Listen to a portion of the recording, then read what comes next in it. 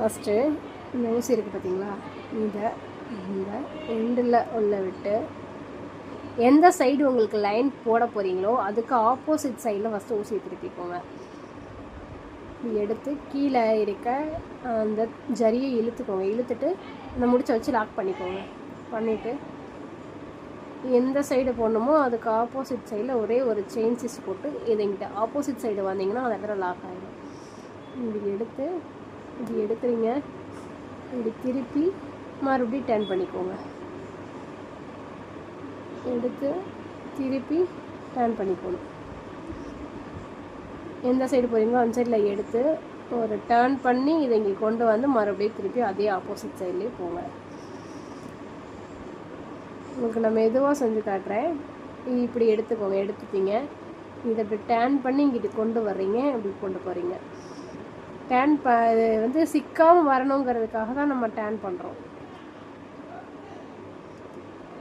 எடுத்து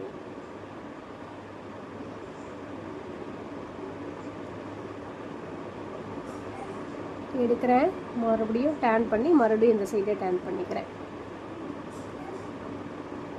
நான் கொஞ்சம் வேகமாக போட்டேன்னா நான் எங்கே டர்ன் பண்ணுறேன்றது உங்களுக்கு தெரியாது. ஸோ நான் வீடியோவில் மெதுவாக காட்டுறேன். டர்ன் பண்ணி இப்படி திருப்பியிருக்கேன். குத்தி இப்படி எடுத்து இப்படி டர்ன் பண்ணி திருப்பியிருக்கேன்.